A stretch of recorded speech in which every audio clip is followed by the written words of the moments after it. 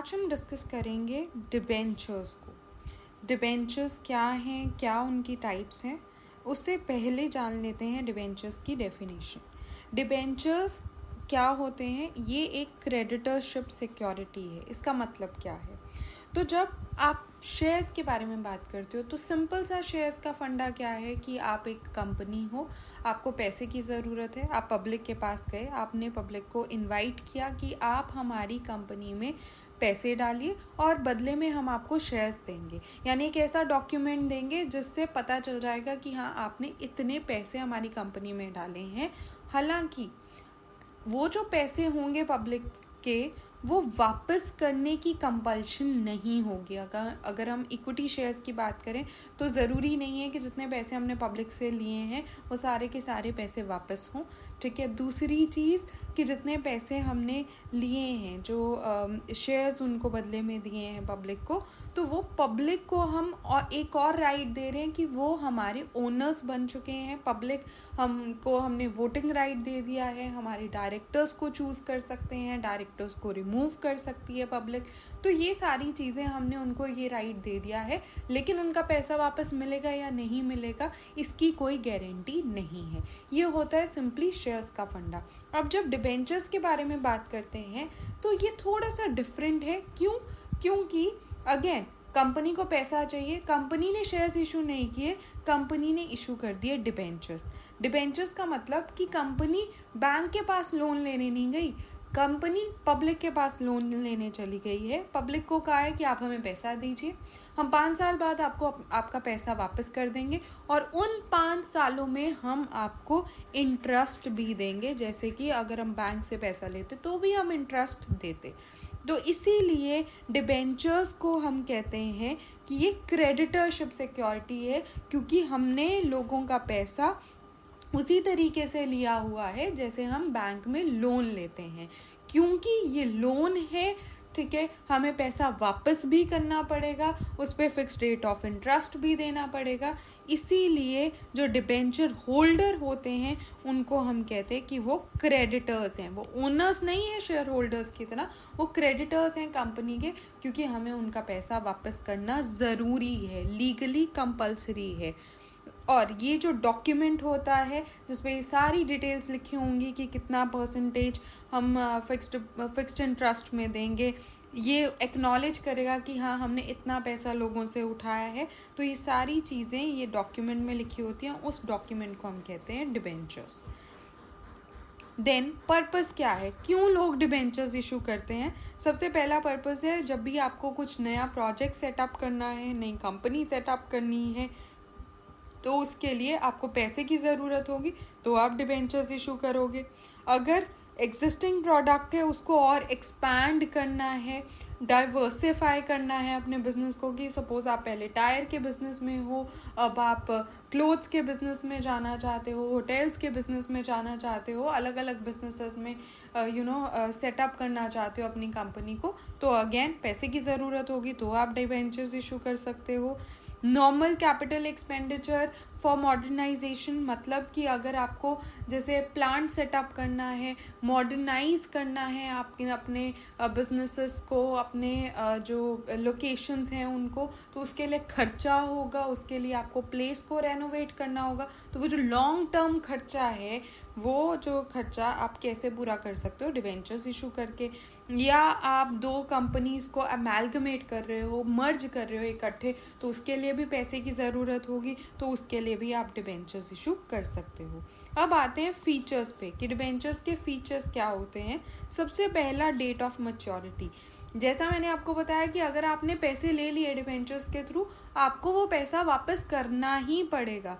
तो जिस डेट को आप पैसा वापस करोगे, यानी सपोज आपने 5 साल के लिए डिबेंचर्स इशू किए हैं, तो वो आपकी डेट ऑफ मैच्योरिटी हो जाती है। 5th ईयर जो होगा वो आपकी मैच्योरिटी डेट होगी कि इस दिन आप लोगों का पैसा वापस कर दोगे।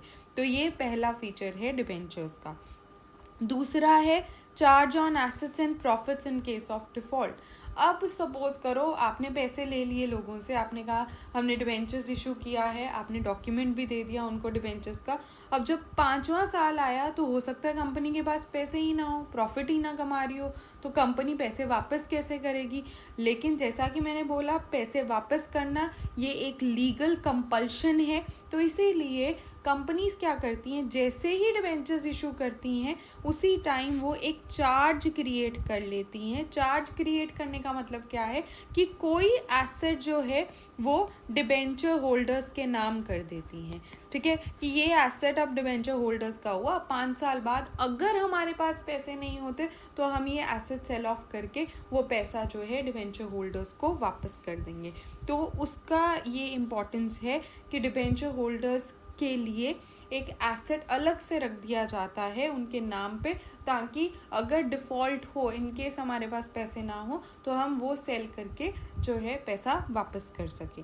देन कन्वर्टेबिलिटी, कई बार आर्टिकल्स ऑफ एसोसिएशन में अगर लिखा है तो डिबेंचर होल्डर्स को ये ऑप्शन भी दे दी जाती है कि वो अपने डिबेंचर्स को इक्विटी शेयर्स में कन्वर्ट कर सकें।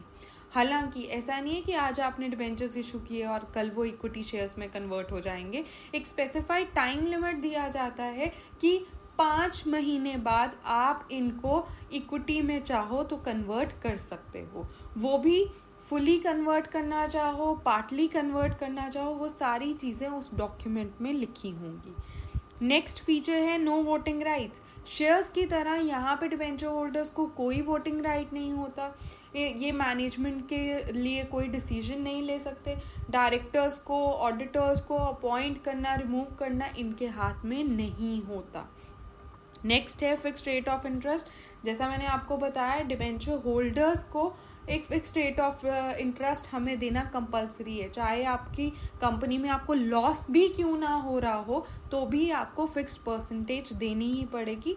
तो जब भी हम डिबेंचर्स इशू करते हैं तो उनके आगे कुछ परसेंटेज लिखते हैं, जैसे 10% डिबेंचर्स। इसका मतलब क्या है कि जैसे ही हमने डिबेंचर्स इशू किए, इसके ऊपर 10% जो है हमारा इंटरेस्ट होगा, जो हम पब्लिक को देंगे। जो डिबेंचर होल्डर्स होंगे उनको इतना % हमारे को देना पड़ेगा। क्योंकि डिबेंचर होल्डर्स क्रेडिटर्स हैं, कंपनी के ओनर्स नहीं हैं, इसीलिए इनका कोई कंट्रोल नहीं होता मैनेजमेंट पे, कोई वोटिंग राइट नहीं होता है इनका, इसीलिए ये डायरेक्टर्स को अपॉइंट नहीं कर सकते या कोई कंपनी के मैटर पे किसी भी तरीके की मीटिंग्स अटेंड नहीं कर सकते।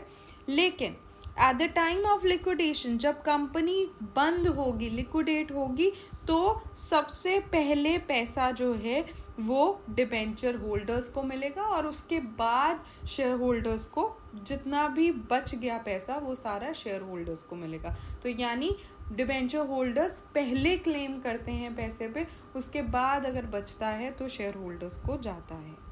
नेक्स्ट आते हैं टाइप्स पे, कितने तरह के डिबेंचर होल्डर्स होते हैं। तो बेसिकली डिबेंचर्स जब हम इशू करते हैं तो 10 तरीके के डिबेंचर्स हम इशू कर सकते हैं। आइए जानते हैं एक एक को कि क्या क्या होता है। फर्स्ट होता है सिक्योर्ड डिबेंचर्स।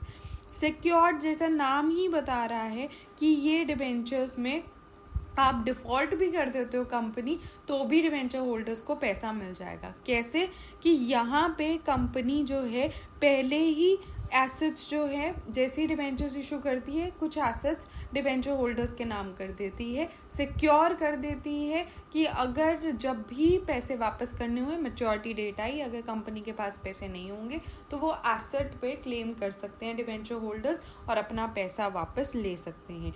क्योंकि उन्होंने कुछ एसेट्स मॉर्टगेज कर दिए हैं, सिक्योर कर दिए हैं या चार्ज क्रिएट कर दिया है एसेट्स पे, इसलिए इनको कहते हैं सिक्योर्ड डिबेंचर्स।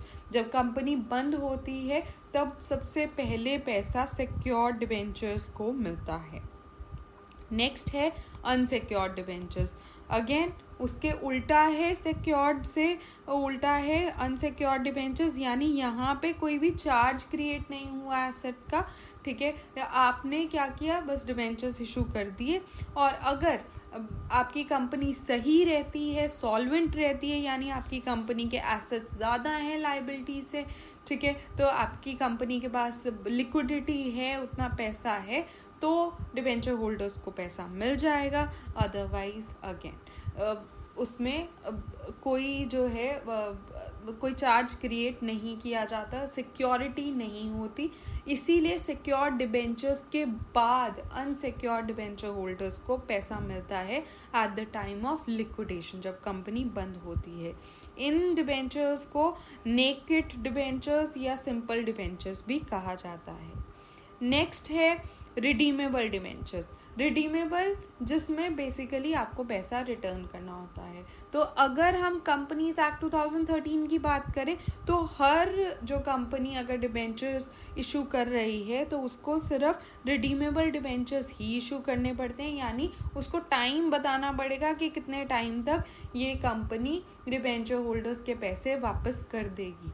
ठीक है, तो वो उसको हम कहते हैं रिडीमेबल डिबेंचर्स। और हर डिबेंचर जो है इंडिया में स्पेशली इसी तरीके का होता है।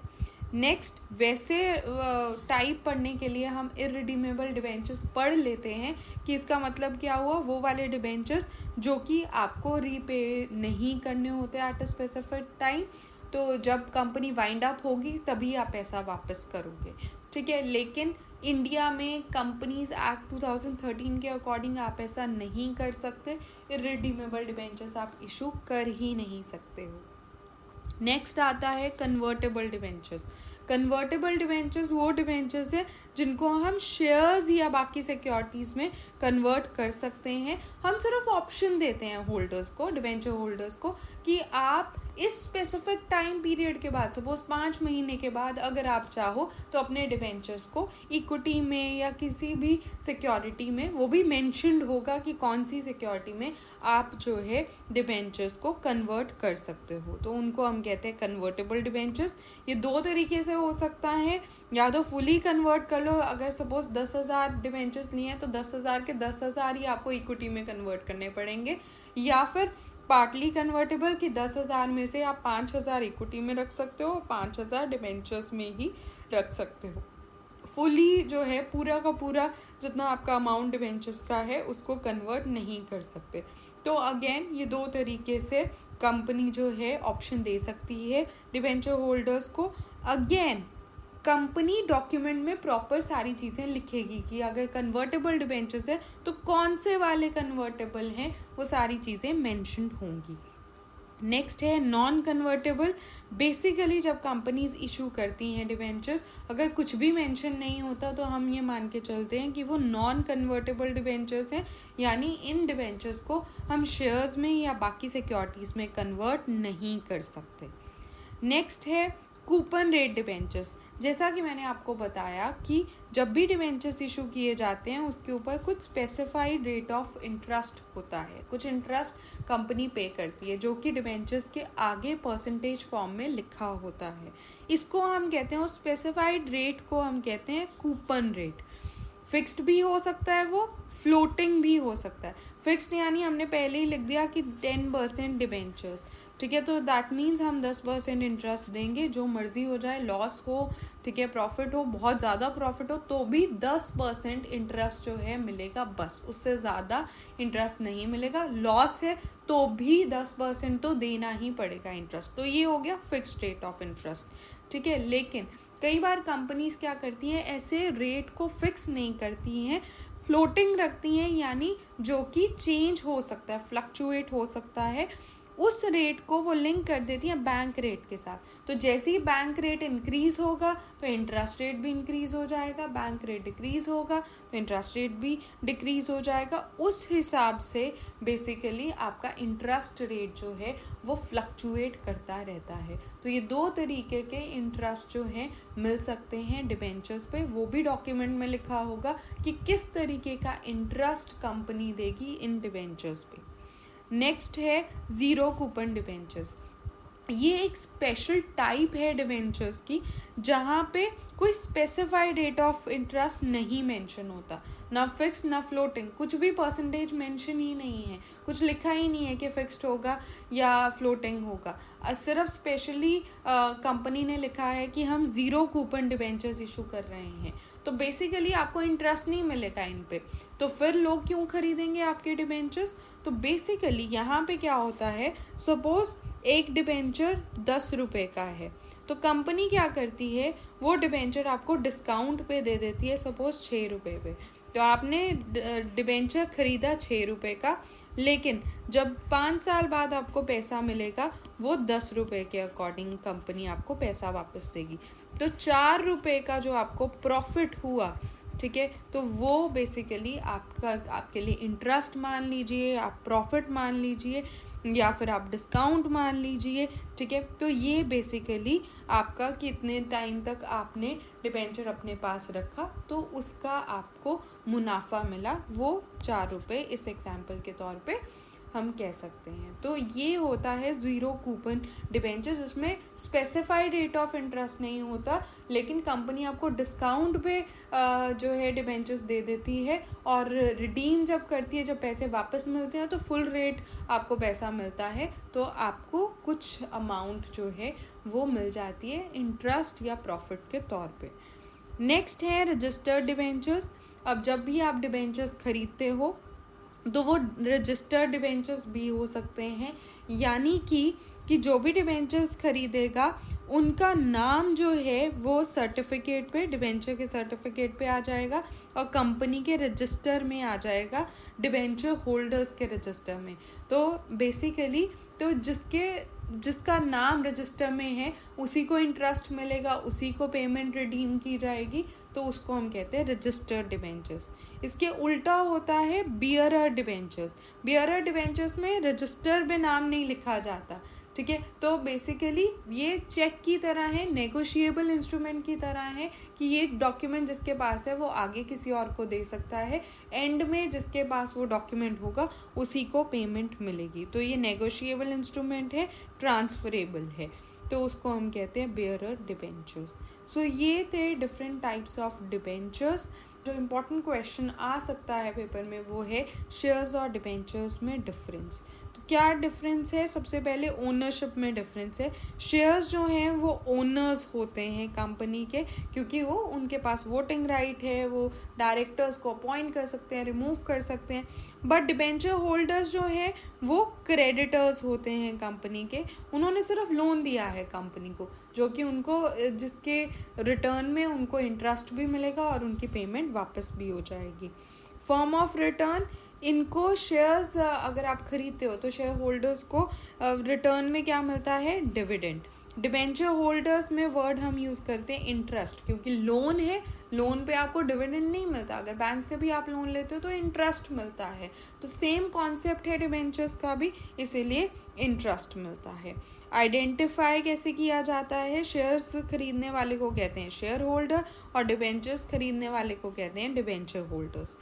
सर्टेनिटी ऑफ रिटर्न, शेयर्स में कोई सर्टेनिटी नहीं है, ज़रूरी नहीं है कि आपने शेयर्स में पैसा लगाया तो आपको आपका पैसा वापस मिल जाएगा। स्पेशली जब लॉस हुआ है तो कोई, इनफैक्ट अगर प्रेफरेंस शेयर्स भी हैं तो भी आपको पैसा देने की ज़रूरत नहीं होती, कंपल्सरी नहीं है।